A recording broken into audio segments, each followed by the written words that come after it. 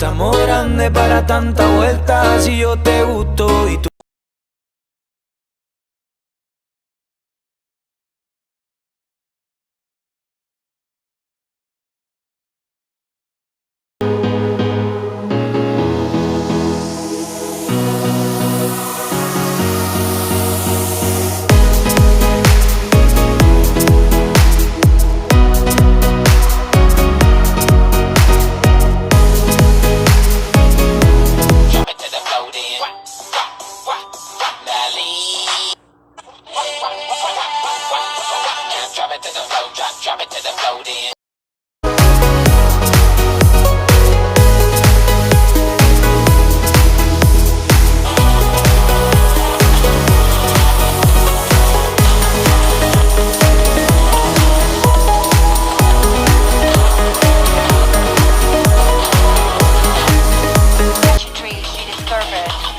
person within her that has the voice and capacity to influence people.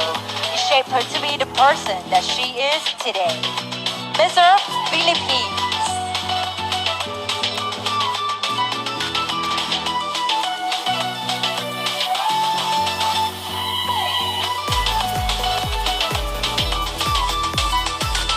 Liana Marie Aduana, your Miss Earth Philippines 2023.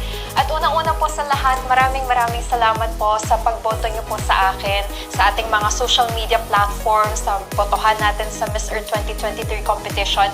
Maraming salamat po. Grabe yung pagtaas ng likes at share at pagko-comment niyo po. Na-appreciate ko po yan lahat. Maraming salamat po. At sana po patuloy po natin na iboto niyo po ako. Patuloy po sana yung pag-share, like, and comment natin para mas madami yung engagement. At actually po, may dalawa tayong botohan ngayon, no? Sana hindi nakaka-confuse para sa iba. Yung unang voting po natin ay Best in Appearance. Ito po yung long gown. Ayan. So, one react is 1 point, tapos 1 public share is 3 points. We're now currently on the top 5 ng Best in Appearance. So, congratulations po, Philippines. Sana po patuloy natin na pataasin yung likes and shares para mag-number 1 tayo. At yung second voting naman po, yun yung may bayad, which is yung Miss People's Choice Award. So, sana iboto nyo rin po ako. Meron po tayong link dito. Tapos, isasend ko na lang po sa inyo lahat. I hope that we keep on voting para mag-number 1 ang Philippines sa Miss Earth 2023 competition. Again po, may dalawa po tayong voting. Una, yung Best in Appearance, long gown photo yon, yung ginawa namin ng preliminary, which is ito. And then the second one is yung Miss People's Choice Award, which is yung may bayad. So sana po patuloy po tayong bumoto.